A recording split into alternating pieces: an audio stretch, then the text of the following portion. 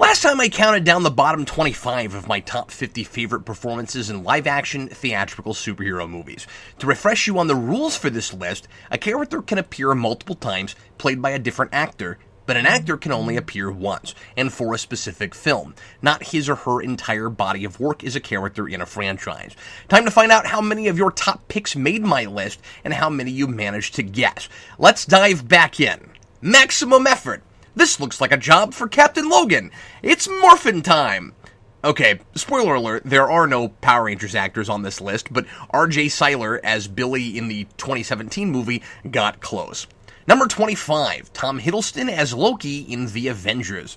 My biggest gripe with the Thor movies is that we never spend enough time on the lore and political intrigue of Asgard, but when we do, it's usually centered around Loki, and that world comes alive. Hiddleston created the first truly memorable Marvel villain, a character with many layers. He's not only mischief, he's tragedy, and he's jealousy, and he's pathos, and he's comedy. Loki was all these things in the comics, not a god of pure evil, but one of unpredictability. But Hiddleston made it his own and created a character I can't imagine anybody else playing. His energy and intensity is infectious. Every time he plays the role, Hiddleston is having the time of his life, and he seems to cherish every moment he's playing the character, as if it might be his last. Which is somewhat ironic if he ends up getting his own miniseries on Disney's new streaming service. I'll officially name his performance in Avengers, particularly for his speech about subjugating mankind because we crave subjugation, but this is another one that's hard to peg down a single appearance. He brings the same deviousness and duplicity to the role that John Delancey does to Q in Star Trek, and it's a similar feeling when he shows up. Ooh, a Loki episode. I wonder what he has up his sleeve this time. He's one of the best actors I've seen at playing arrogant and insecure at the same time, and that's quite a gift. Number 24, Michael Keaton as Bruce Wayne and Batman in Batman.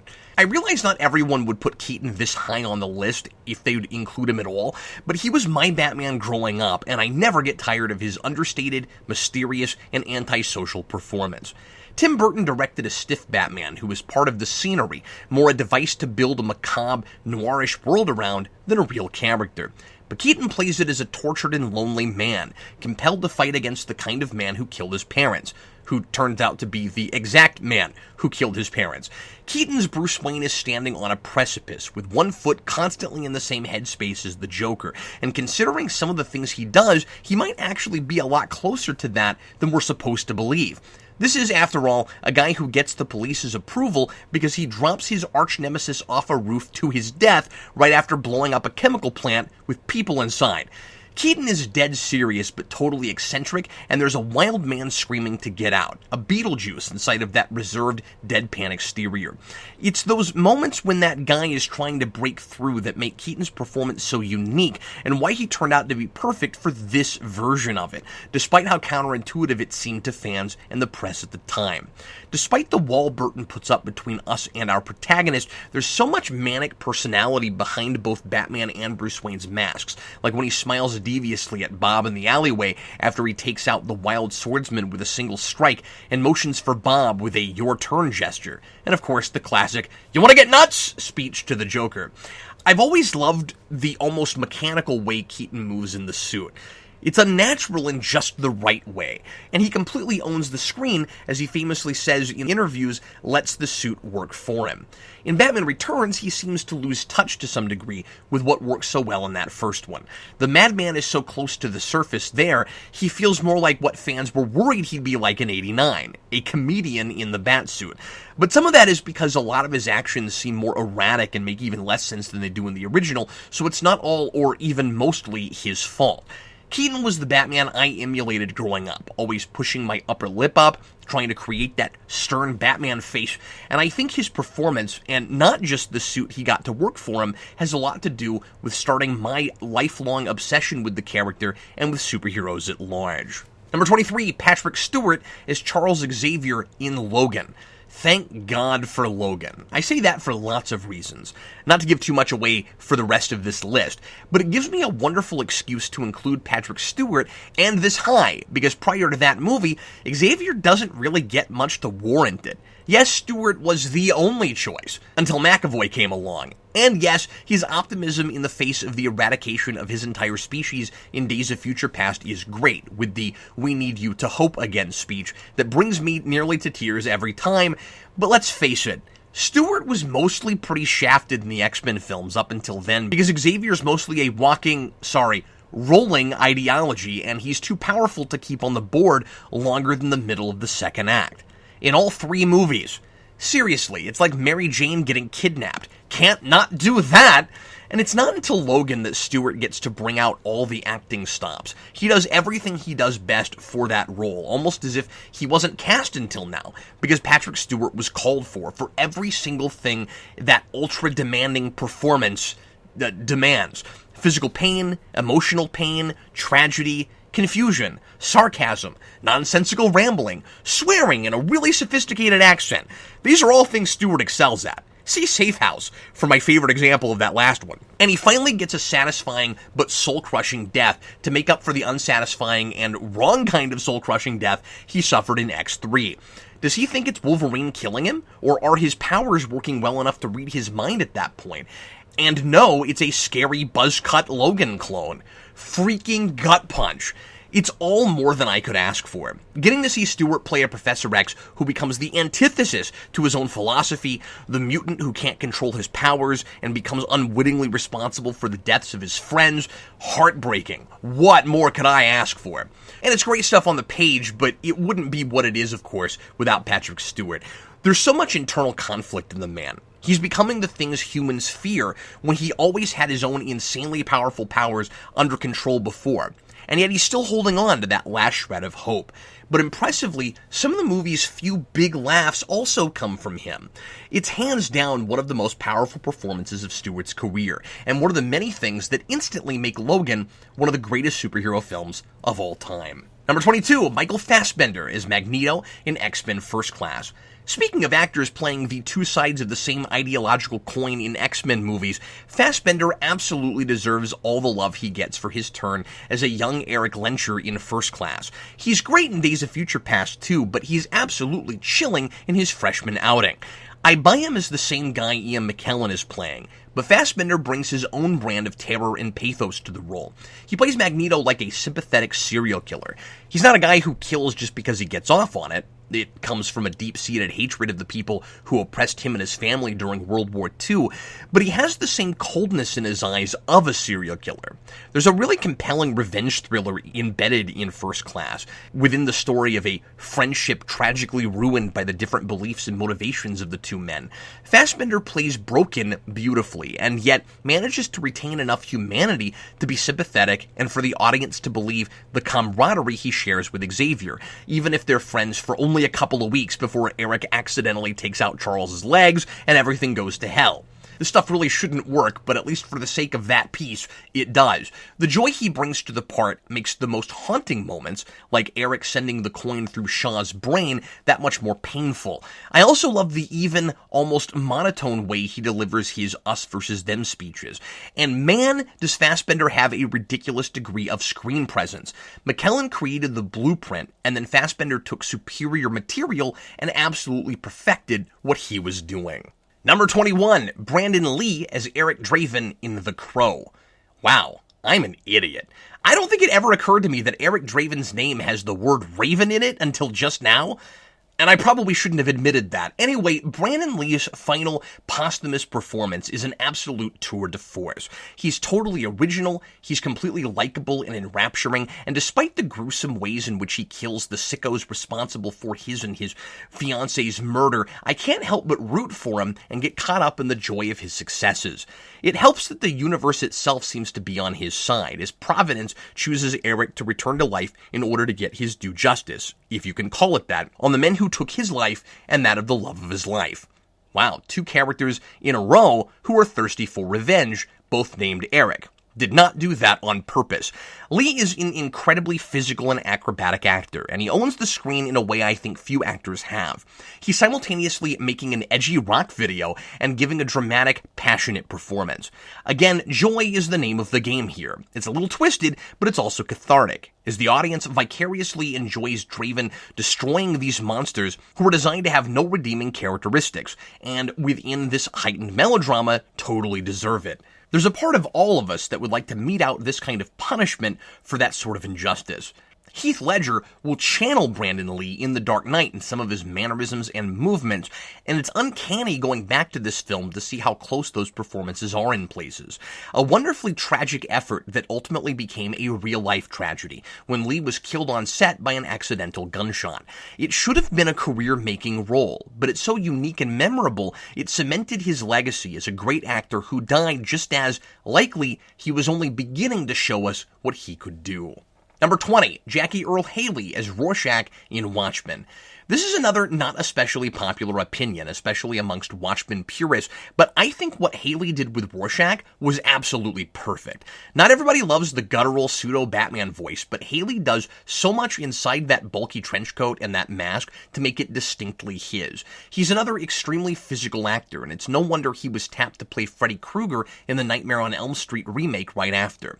Haley captures exactly what Rorschach was for me on the page. His stubbornness, his ruthlessness, his conviction, and his very dry wit. I love how Haley plays desperate when he lets out feral screams and does whatever it takes to accomplish his goals. His delivery of one of the best lines in the film, "I'm not locked in here with you, you're locked in here with me," is one of the most memorable and crowd-pleasing in the film. I also think he has an excellent chemistry with Patrick Wilson as Dan Dryberg, his former partner and estranged friend. There's a brilliant intensity to Haley that's made him one of my favorite actors, which he brings for great comedic and terrifying effect is the Terror in the stellar Amazon Tick series, which was such a wonderful treat for me, not just because I'm a gigantic Tick fan and that series is like manna from heaven for me, but because I love Haley so much, and he's just as brilliant there and insanely versatile. I can read the Watchmen book to enjoy that story. I return to the movie partly for that atmosphere, but mostly for Haley's Rorschach. Number 19, Tom Holland as Peter Parker and Spider-Man in Spider-Man Homecoming.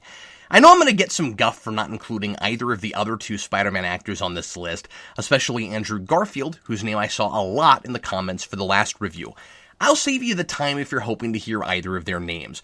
Garfield didn't quite make the cut, though I do love him, particularly in the first Amazing film, and Tobey Maguire does a fine job with what he's given, but he's never been quite right for Spider-Man to me.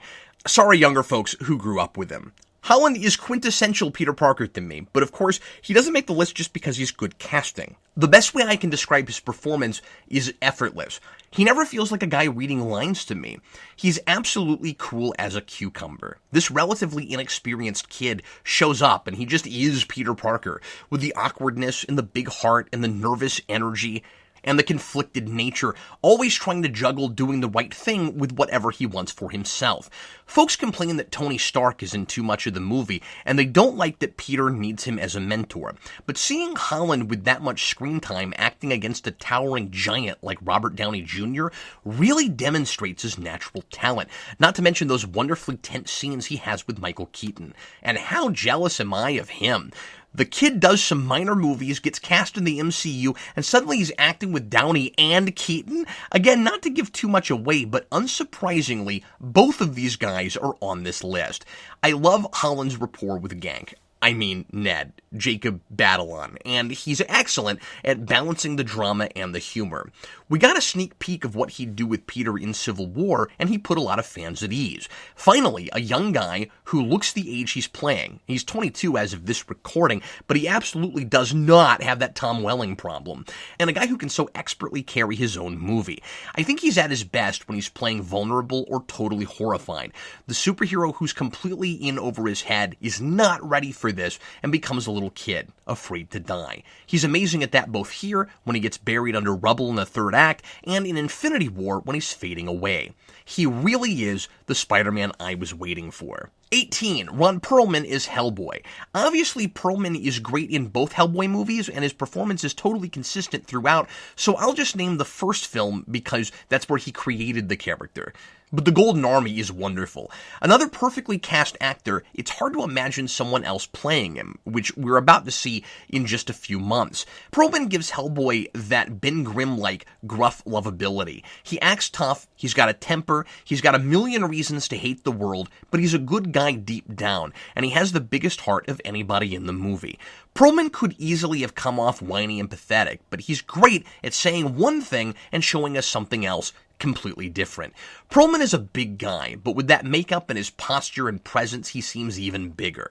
It's impressive how effortless his performance feels behind layers of prosthetics. He's gotta be uncomfortable, but you'd never know it. It's like if John Leguizamo had to star as the clown for a whole movie. And no, as much as I was impressed with his performance, I wouldn't want to see that either. Perlman gets a lot of comedy mileage out of his I don't give a crap attitude, and I always believe his love for and chemistry with Liz. He's got that brooding but hilarious thing, to some degree, that David Boreanaz gives us in Angel. Number 17, Josh Brolin as Thanos in Avengers Infinity War. Yes, I'm in the I don't buy Thanos doesn't just double the resources of the universe camp, but my issues with Thanos' motivations and creative choices in adapting his character to screen certainly don't take away from Brolin's totally original and masterful performance. It's uncanny how well he manages to create such an ominous, titanic presence out of a fully CG character. I always know I'm looking at a special effect, but it doesn't matter. It feels like a true performance, every bit as much as Gollum in Lord of the Rings, or Caesar in Planet of the Apes, or any number of memorable motion-captured characters played, again, by Andy Serkis. That's one of the great achievements of Marvel. They've taught us that it's possible to get brilliant animated characters in live-action movies that aren't played by Andy Serkis. Maybe they have to be coached by him in some cases, but they don't have to be played by him. Brolin is incredible at disappearing into his roles. You can always tell it's him, but like Vincent D'Onofrio, he'll give you something different every time. He does play a lot of no-nonsense, dry-witted characters, but he's incredibly versatile. Sure, it's easy to disappear when there's an animated facade in front of you, but that looming stature and haunting but almost soothing bass voice is all Brolin. It feels crazy to put an actor who played a character that was somewhat disappointing to me so high on the list, but I can't deny his presence and just how much of a big deal he always feels every time he shows up. Ah, it's Thanos! I love how calm and self-assured Brolin plays it. This isn't my favorite kind of Thanos. I like smiley, taking sadistic joy out of inflicting pain Thanos, but he's channeling Jason Aaron's Thanos brilliantly with that tortured background that's broken him but leads him to do what he thinks is right, and Brolin's heroic demeanor is what makes him most scary. His scenes with Zoe Saldana are my favorite, a sentence that at one time I could never have imagined myself saying. She was another runner-up. I really wanted to put her on this list for her incredibly sad turn in Infinity War, but I just didn't have enough spots. I'm more than excited to see more of Brolin in the role with whatever Avengers 4 ends up being called. This is coming out so close to the trailer, some of you will know it already, I imagine, when you listen to this, unless even that trailer won't tell us yet what Avengers 4 is called, and hopefully the character is fleshed out enough to make me like the direction this franchise has taken Thanos more to match my love for Brolin's acting. Number 16, Michael B. Jordan as Killmonger in Black Panther. As looming a presence as Brolin's Thanos is, and as wonderfully manipulative and scheming as Hiddleston's Loki is, at the time of this recording, I think Michael B. Jordan's Killmonger is, hands down, the best villain in the MCU. He's one of the best examples of the mirror for the hero, a man who feels entitled to the Wakandan throne, and who wants to control the world rather than find a way to coexist with the rest of modern society, not unlike the Xavier Magneto argument. And I feel bad for the bad hand he's dealt, even as he's murdering his way to Wakanda and scarring himself for every kill. Jordan proves his range as he goes from Creed, a man looking for his place in the world because he didn't have his father there to guide him, and who ends up with freaking Rocky Balboa as his father figure and mentor, to a man raised on the streets, also without a good role model, whose worldview is askew and he thinks the only answer to oppression is to oppress. A lot of people want to see this guy play Superman. He's got so much range, I think he'd be perfect for that or a character like Zod. Not that I need to see Zod again right now, but I digress. Jordan brings an incredible intensity and arrogance to the role, and he's got so much style, it's hard not to enjoy watching him work, even though what he's trying to create is a fascist state. There's an emptiness in his eyes. Jordan makes me believe this guy, despite his sense of determination, is really lost. Like Magneto, there's a child who had his family taken away and wasn't allowed to really grow up, so he's lashing out at the world as much as he's trying to fix it. The Vision Quest scene where he speaks to his father, paralleling T'Challa's, where tears stream down his face in that one crucial moment of humanity, is powerful, as is his death scene. Jordan plays the role with equal parts dread and dignity. 15. Jack Nicholson as the Joker, Jack Napier in Batman. For the longest time, I couldn't imagine anyone else playing the Joker besides Jack Nicholson. Obviously, we live in a different world now, and his isn't even the definitive live-action version, even in my estimation.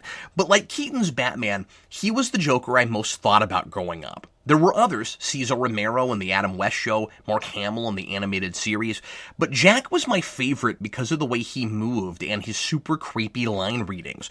That script was filled with great memorable one-liners, but they don't read on paper the way Nicholson read them. A lot of it is counterintuitive even, but it totally works. If you can get his voice out of your head and go back to the script, it reads like a late 70s, early 80s comic book Joker like Englehart might have written. Nicholson brought a dichotomy to the role that wasn't on paper. Oh, he laughs plenty, he smiles a lot, he dances and bounces around. He does embrace the clown, but his best moments are when he's almost frowning against the permanent smile plastered on his face, when he goes into a deep, slightly raspy voice that doesn't remotely go with his getup. It's unnerving, and it makes him feel genuinely unpredictable and scary. There's such a huge range of modes in what he's doing. Nicholson plays it as a perversion of the 1930s gangster. Yes, men of organized crime break the law and they kill people, but there's a code. There are rules. There are lines you don't cross. Joker goes farther than Grissom or any other mob boss would and throws all those rules out the window. Like with Batman, Joker is less of a fleshed out character and more of a necessary story device, even if it does feel like it's kind of more his movie than Batman's. But like Keaton, Nicholson elevates the material. He's playing a super complex character, even if that's not what ultimately comes across on the screen or was on the page. And he's obviously having the time of his life. The art-improving scene in the Flugelheim Museum, in particular, never gets old, because Nicholson sells it so well, not to mention the hilarious Smilex commercial. So put on a happy face! Number 14, Daphne Keane as Laura X-23 in Logan. I never could have imagined a 12-year-old girl would make it to number 14 on this list, but Daphne Keane turns in such an incredibly intense and emotional performance as Laura, I couldn't believe what I was seeing. That movie really lives or dies by that casting. If I don't buy her, that movie completely falls apart. Logan takes major risks. It's rated R, which limits the audience. It's a Western before it's a superhero movie. It does the typical parental figure passing the torch to a younger generation thing. But the biggest risk it takes is in hanging so much of the dramatic responsibility on the shoulders of a little girl. Kick-Ass does the same thing with Hit Girl, and she makes the list for some of the same reasons, but she has comedy and cuteness to fall back on. Laura isn't ironically violent, she's just ruthless. A kid with no role models and almost no one who's ever cared about her, who has it even harder than Wolverine in some ways. She was built in the lab and became another Weapon X. Even if he doesn't remember much of it, and who knows how much of his pre-experiment life Logan remembers by this point, at least he had a life. This girl was the property of a mad science lab from the very beginning and was treated as such. I don't know what personal traumas Daphne Keane is tapping into to become this violated, damaged child. Hopefully none. But it's as convincing as Jackman's fight against his own inner animal. Being the clone of Wolverine, she brilliantly replicates his nature. And she's not all anger. Keane isn't so believable just because she screams and gnashes her teeth a lot. I mean, she's great at that, but there's more to it. She's a real kid, responding like a real kid might if she'd gone through everything Laura has. When she does have those rare moments of deadpan comedy, her timing is masterful, and she just makes me really want her to find her friends and find some peace so badly. She could easily have come off as a really bratty, annoying kid. Had I been James Mangold, I would have been terrified to write this kind of a child into a movie. On paper, it reads like the kind of thing that only works in a Stephen King novel. But Mangold found his girl, and she creates a wholly unique and complex character that makes the genetic experiment fresh again and brings the Weapon X idea to life from a totally other perspective. Too bad the actual Weapon X story has never been brought to screen as successfully as this. Oh, if only Mangold had been around for Origins. Number 13, Samuel L. Jackson as Mr. Glass in Unbreakable. Sam Jackson is a no-brainer for a classic, tragic comic book villain, and instead of playing an adaptation of one, he gets to create one from the ground up. Mr. Glass is one of the great movie villains, and he's one of the few original creations for a superhero film that is this memorable. Usually made-up bad guys for original superhero movies are generic, one-note mob bosses, but M. Night Shyamalan built his movie around the bad guy, and he casts a guy with a long history of totally original and eccentric wildcards. Mr. Glass is fascinating on paper, but without an actor like Jackson, he wouldn't have the mad energy and the eclectic personality to match the idea. Mr. Glass watches like a character made for Jackson, like no other man on earth could play him. And you need Jackson to sell this premise and motivation, an extraordinarily brittle villain with a genius intellect who believes there is truth in comic books about people in real life with seemingly supernatural abilities, and who reads comics for research into that. It could have translated into a really silly, childish premise, especially in 2000, when superhero movies are still in their infancy, and general audiences aren't taking them as seriously as they will a decade later.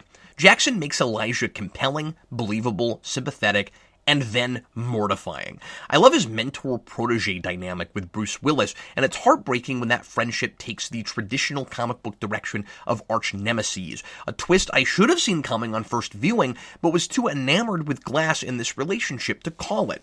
I love Sam Jackson as Nick Fury, and he's especially excellent in Captain America: The Winter Soldier, but what he creates in Unbreakable surpasses all of that for me. This video is posting before Glass comes out, and I'm nervous to see if Shyamalan can pull off a solid trilogy of films in this universe, but I can't wait to see Jackson play this part again. Number 12, Chadwick Boseman as T'Challa in The Black Panther. As far as I'm concerned, Black Panther is right up there now with Captain America as the optimistic and responsible role model for children and society at large that Superman is supposed to be, and Boseman embodies that brilliantly. He has an immense amount of power, and it's up to him to use it for the betterment of people and not for his own personal gains, like Superman. But most of his power is political rather than physical. Boseman plays the benevolent monarch with humility, integrity, thoughtfulness, and charm. It would be really easy to play Black Panther as a total stick in the mud, but he's anything but stiff in the role, as the character sometimes seems on the page and in animation. Boseman understands how heavy that crown would be, and he shows a nervousness about following in his father's footsteps, those of a great king, without losing his natural sense of leadership and confidence. Boseman is both stalwart and vulnerable, and he takes the role seriously, but finds so much joy in both being the king and the people's champion in the costume. Boseman has excellent material to play, a wonderful internal conflict about correcting his father's mistakes and going his own way as king without abusing his power like Killmonger will, and that difficult decision between joining the world and staying in isolation. But Boseman deserves a good deal of the credit for his ability to carry the film and for creating an instantly iconic and relatable hero. Just like Downey made Iron Man a household name, Boseman has a lot to do with why Black Panther is far from a B-list hero now. The man brings so much grace and style to the character, and he does it so naturally, it feels as much like he was born to play this character as Downey was to play Tony Stark. Number 11, Peter Weller as Alex Murphy in RoboCop. I know I'm in the minority on seeing RoboCop as a bona fide superhero movie, and check out my review of the film for arguments about why I put it squarely in that category. But Weller's machine struggling to retain his humanity is a masterful and nuanced performance, and one of the most memorable of any movie I've analyzed in this series. Far from just a guy marching around in a restrictive suit with a vacant expression on his face, there's constantly so much happening behind Weller's eyes, so much to read past the robotic lines and the computer programming. There's a real man trapped inside the remains of a co-opted police officer who lost most of his body in an altercation with gangsters gone wrong. As we're asked to question how much of the man is left, we discover he's as human as it gets. Weller has an impossible job: to make us believe the soul of Alex Murphy is inside a robot controlled by his prime directives. And when he finally manages to break those commands at the end, it's satisfying because I've been watching a tortured, screaming man in Weller's face trying so desperately to escape. Weller is 100% committed to an insanely physically taxing and emotionally challenging role. The latter, not unlike Leonard Nimoy's efforts in communicating Spock's humanity past a persona conditioned to mask it. And he manages to make me care about a character in an ultra-violent, exaggerated, satirical world filled with people who have mostly lost touch with their own humanity. It's a somewhat similar performance to the one Schwarzenegger will give a few years later in Terminator 2, but I'd put Weller's effort even above that, though the movies themselves are, I think, equally brilliant. Most people probably wouldn't include Weller on a list like this, and this high, but I completely fell in love with the character and the portrayal as I wrote about it for Rewind, and he absolutely, I think, deserves to be here. Number 10, James McAvoy as Professor X in X-Men Days of Future Past. I gushed for over an hour about Xavier's arc and McAvoy's brilliant turn as an insecure and broken Professor X who's lost his will to teach and lead in my review for Days of Future Past, so it's no surprise to Rewind listeners that he's this high on the list. I already loved McAvoy in First Class, and I think he does an impeccable job at making me believe he's a younger version of the same character played by Patrick Stewart. I can't imagine anyone else playing this younger version in just the same way I can't see anyone else but Stewart playing the older one. To the point where I'm desperate to see McAvoy play Captain Picard in a Star Trek The Next Generation reboot. I'm really intrigued to see how well he bridges the gap in Dark Phoenix, now that he's made to look like the older version and it's the 90s, a lot closer now to when the original X-Men film has to take place, even though we're not given a specific year for that film like we are the prequels, except the not-too-distant future, which is now the much more distant past. He brings the same sophistication, unwavering certainty in his philosophy, until Days of Future Past, leadership qualities, and determination that Stewart did, and he actually gets to do stuff with it. McAvoy's on this list specifically for Days of Future Past because his performance resonated with me on such a personal level. We've all doubted our ability to do the thing we're best at sometime in our life, and he's made so much more sympathetic and interesting because we finally see a vulnerable Professor X whose confidence and conviction is shaken, who doesn't have all the answers, and has to fight an uphill battle to find himself again, so he'll come back stronger than before. McAvoy is totally convincing. He captures exactly what the feeling of helplessness and total uncertainty in one's beliefs is like, as he faces a future where he loses his crusade for mutant and human coexistence. He's incredibly genuine, particularly in moments of vulnerability, like when he fails to use Cerebro because something is broken within him. I might have included McAvoy on this list for his portrayal of the Beast and the many varied personalities he so effortlessly jumps between in Split, which now insanely counts as a superhero movie and I'll have to include in this series. But he surpassed my favorite actor of all time in the same role he played, so I've got to include him for Xavier. Number 9, Jim Carrey as Stanley Ipkiss and The Mask in The Mask. In one of his major career-making roles, Jim Carrey creates one of the most memorable and entertaining characters in history, out of a character that's absolutely nothing like what he does with it in the source material. His versatility is uncanny as he jumps back and forth between the cowardly, pushover Stanley Ipkiss and the overbearing cartoon character The Mask, the personification of everything Ipkiss would be with no inhibitions or self-doubt, who does exactly whatever he wants, whenever he wants, despite the consequences.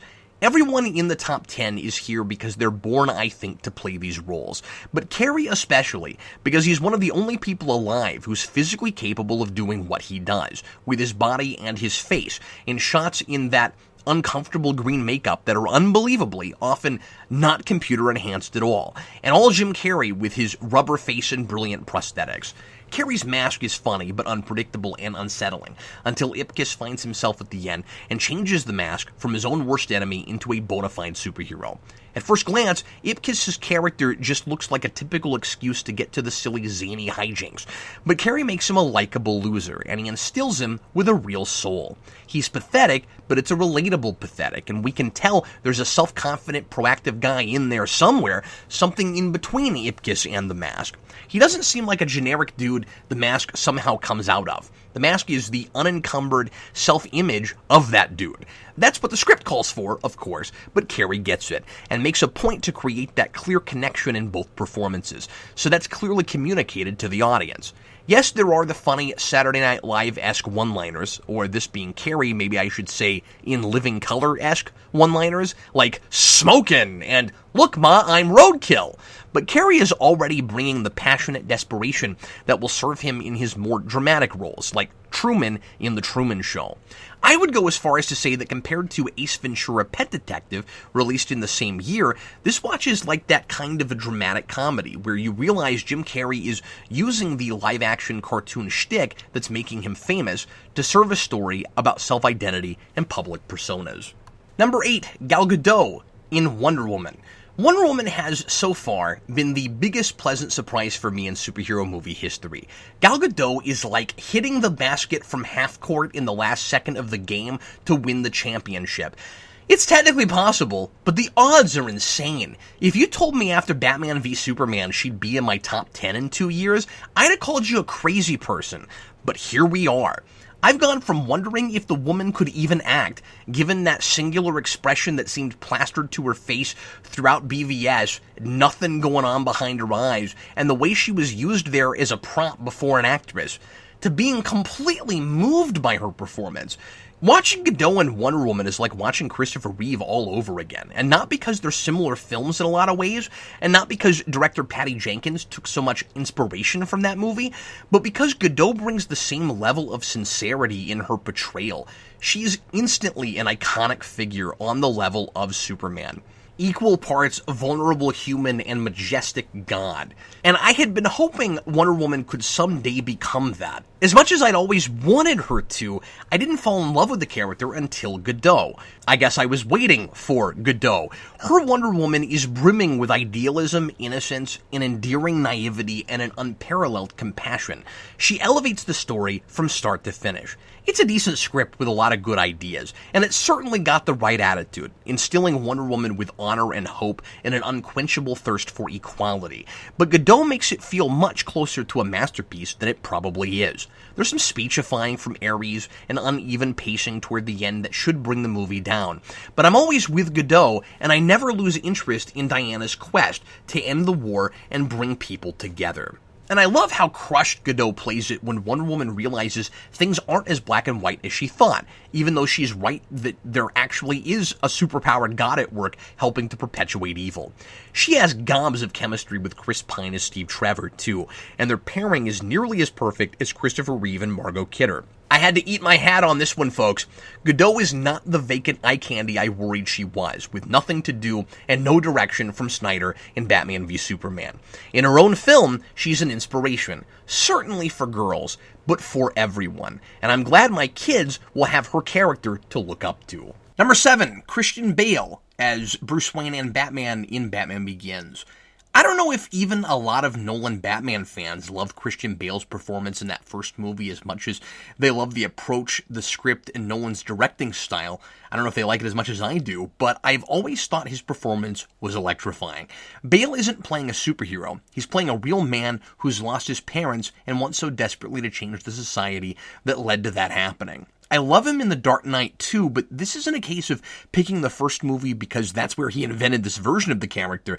This is where we get a real character study for Bruce Wayne, which informs his arc in The Dark Knight as the Joker challenges his belief in human beings. I fell in love with the Batman character all over again, and in a new way, partly because of Bale's performance. He perfectly embodies the determination and willpower that makes Bruce capable of the nigh impossible, which is what also fascinated me as a kid about the character. Bale makes me believe his bat phobia, his rage, his guilt, and his stubbornness. He has a unique dynamic with every supporting character that rings true, from his father-son relationship turned rivalry with Ducard, to his real father-son dynamic with Alfred, to his rocky friendship with Rachel and his sacrifice of that romance to stop the corruption in Gotham, to his lighter wink-wink arrangement with Lucius Fox.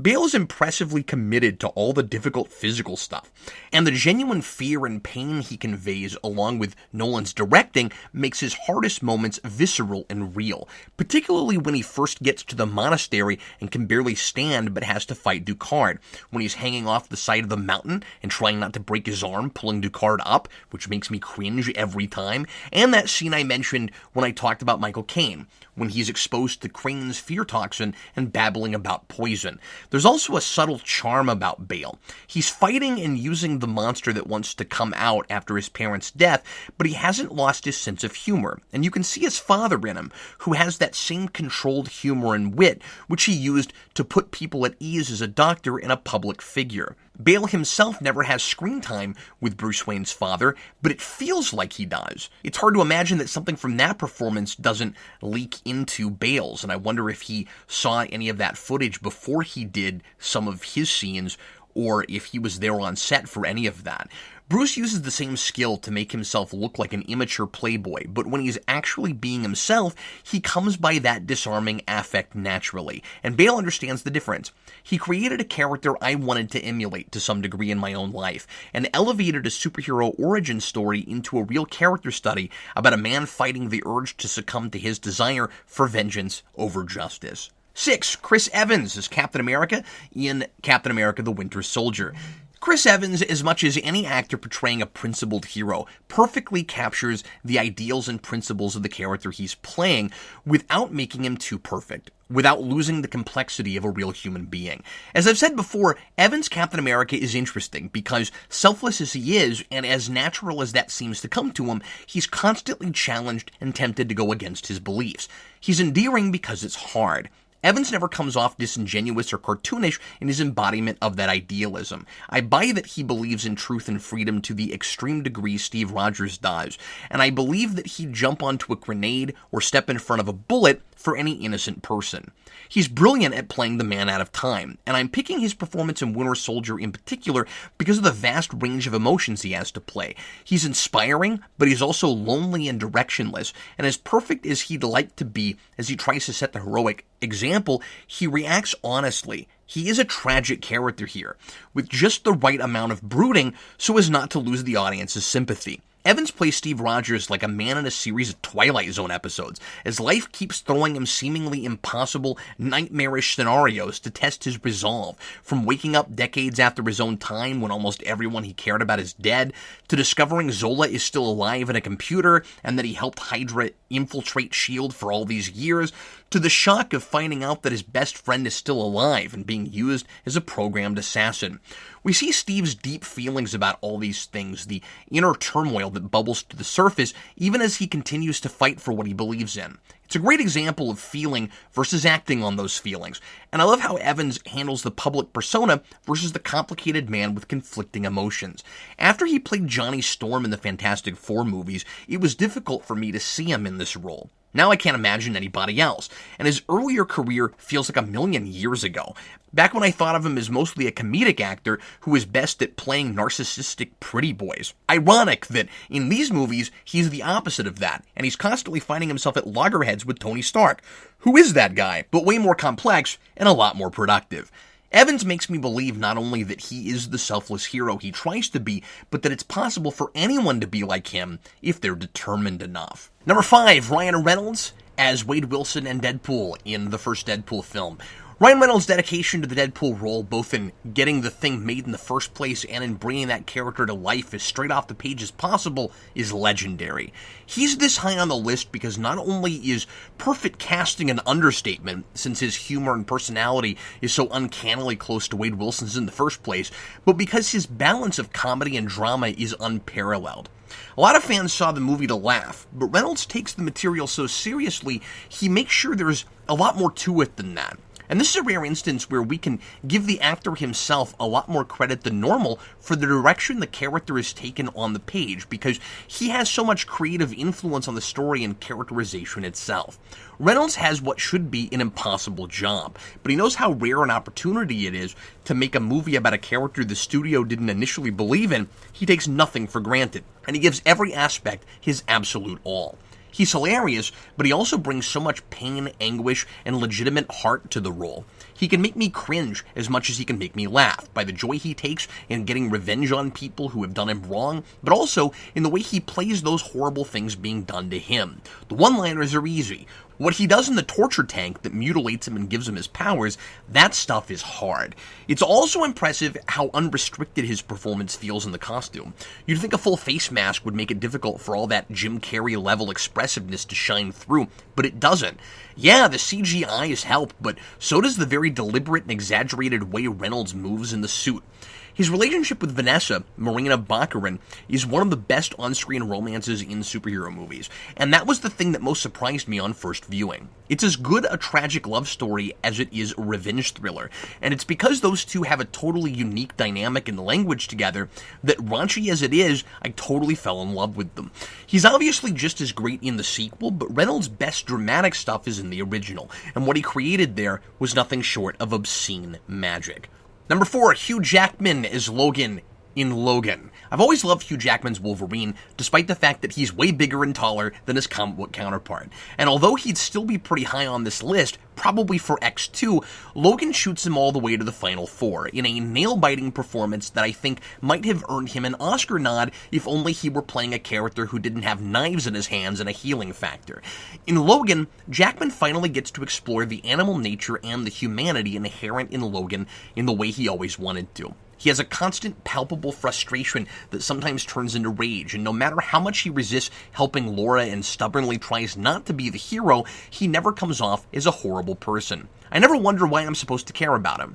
I love the constant tension in him as he tries to lay low and give up his life of violence, partly because he thinks his life is basically over and Xavier's dream is dead. But his conscience gnaws at him because his blood relation, genetically engineered though she may be, is going through the same things he has, and she needs him. Jackman, as he has before, gets some comedy mileage out of that irritation, and uncensored, Logan is finally doing and saying all the things you'd think he'd do and say in a situation like this. He has a brilliant rapport with Daphne Keane, and I'm so invested in that relationship that Logan's death isn't so sad because I've been following this character on screen for almost 20 years. It's because this little girl is losing her father.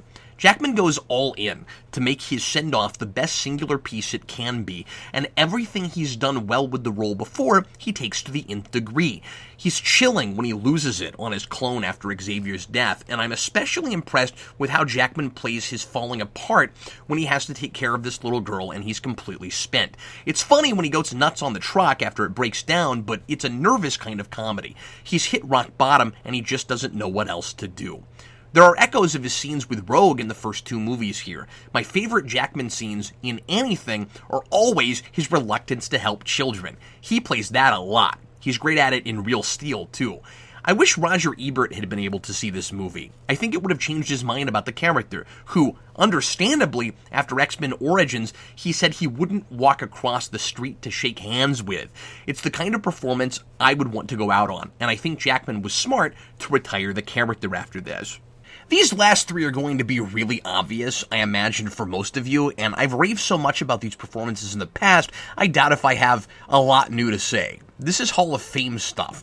You guys already know why I love these guys. My number 3 is Robert Downey Jr. for Tony Stark in... Jeez, this is hard.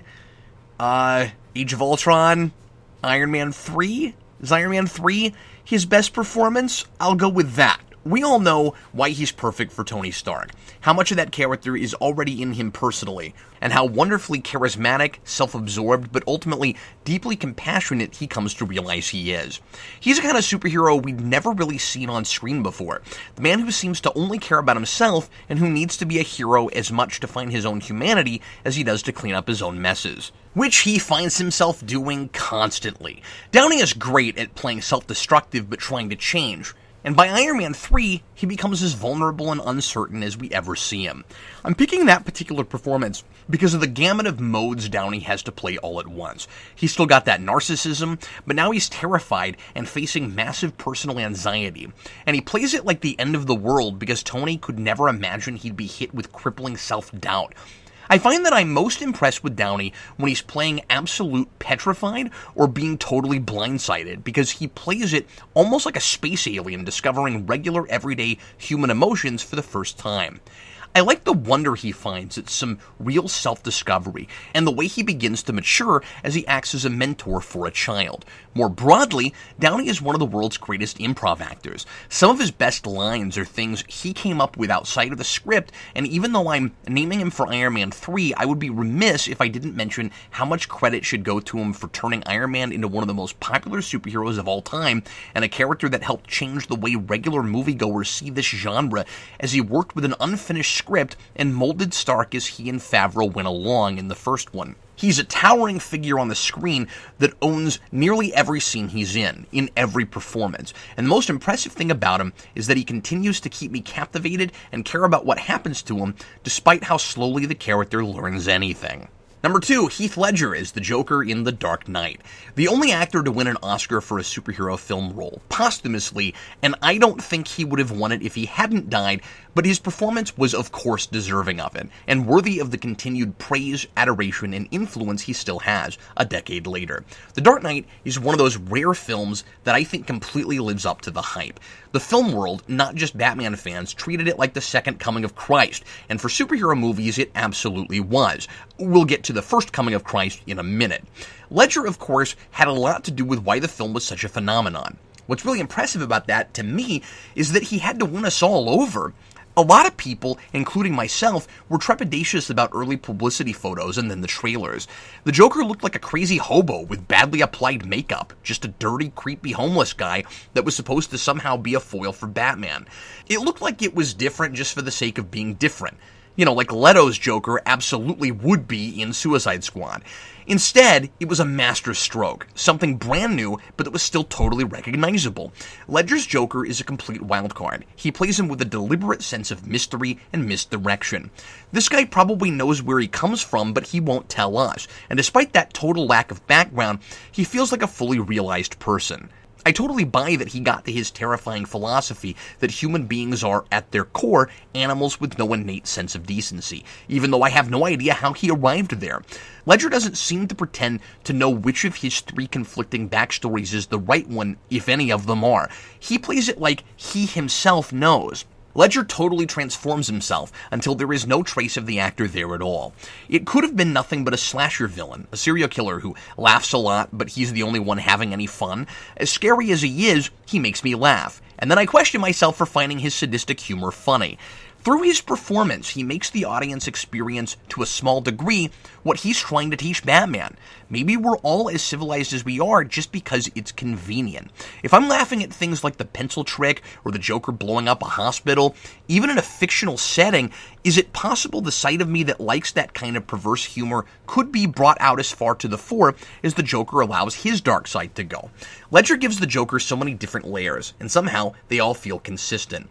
Whenever he's on screen, he's printing cinematic gold. It's all classic now. It's all iconic. Not a second wasted. Not a frame that's not special in some way. Some people took the homaging and the emulation too far, but there's a reason that so many people were dressing up in Joker costumes and doing Ledger impressions after the film was released. Ledger changed things, and people might be doing that forever. He came close to creating a brand new archetype. There was nothing precisely like that character before. The nihilistic philosophy is fascinating, but the way Ledger packages it is undeniably original. Before I reveal my number 1, like it's really a reveal, I'm going to rip off Watch Mojo and throw out a few runners-up.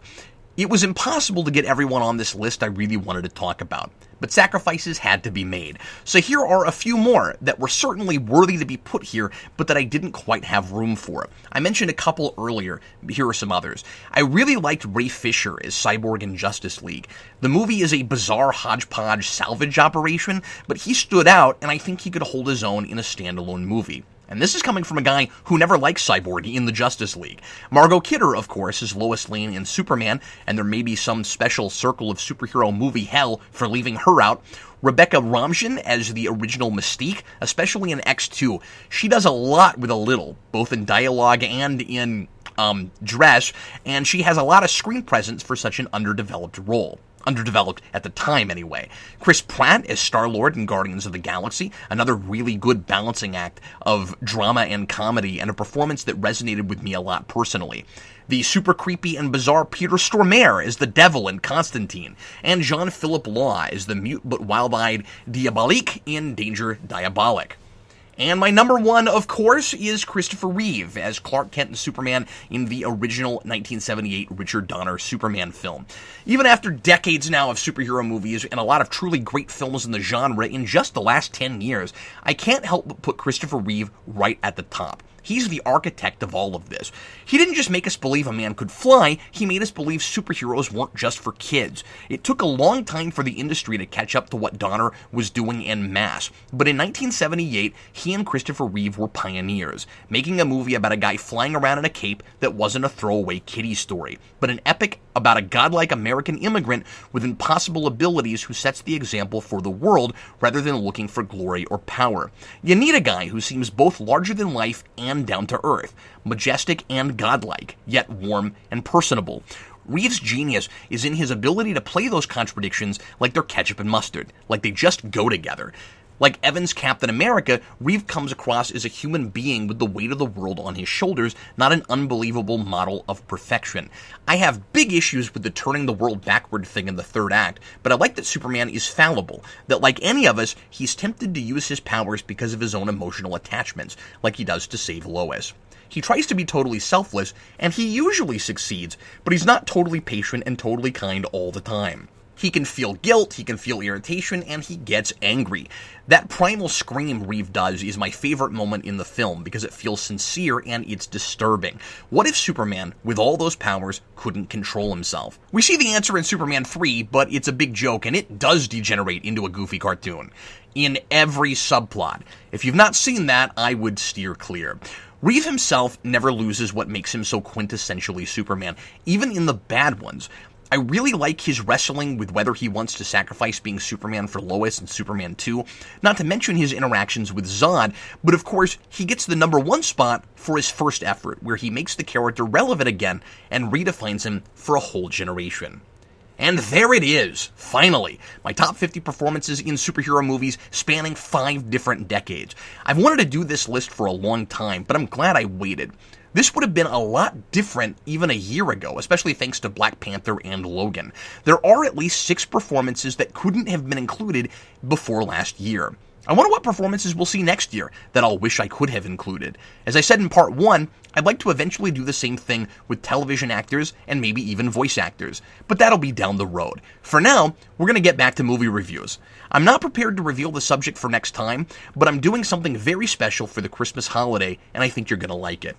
If you'd like to see these reviews 3 days early, support us on Patreon at patreon.com/Geekvolution. Just $2 a month gets you that perk, as well as Geekvolution After Dark, our twice-monthly uncensored talk show starring me and Eric talking about all kinds of stuff we wouldn't necessarily bring up on the channel for a full hour. You'll also get early episodes of Morphin Mania, our year-long Power Rangers commentary series, which we've already recorded a whole month's worth of episodes so far, and which officially begins in January. You can also check those out live Wednesday and Friday nights at 9:30 Central Time. For $50, you can request a movie to be reviewed either on Superhero Rewind or Science Fiction Rewind.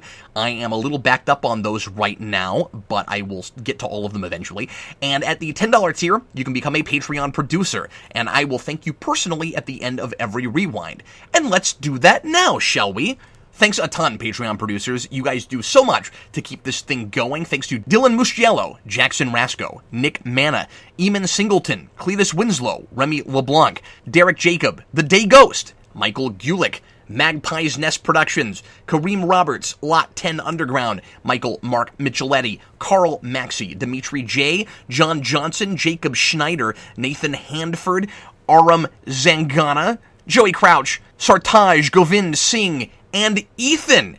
Thanks also to Guidi, Caleb, Malik Myers, Lone Wolf Jedi of Gotham, Chewbacca's Lover, David Crabtree, Simeon Scott, Justin Hayes, Marie Flowers, Clark Whitfield, Ian McKee, and Jeffrey Patrone. And thanks, of course, to all of our patrons at every tier for helping us to keep everything going that we do here at Geekvolution. And you guys are wonderful for listening. I'm Captain Logan, and I'll return again with a mystery review in a couple weeks.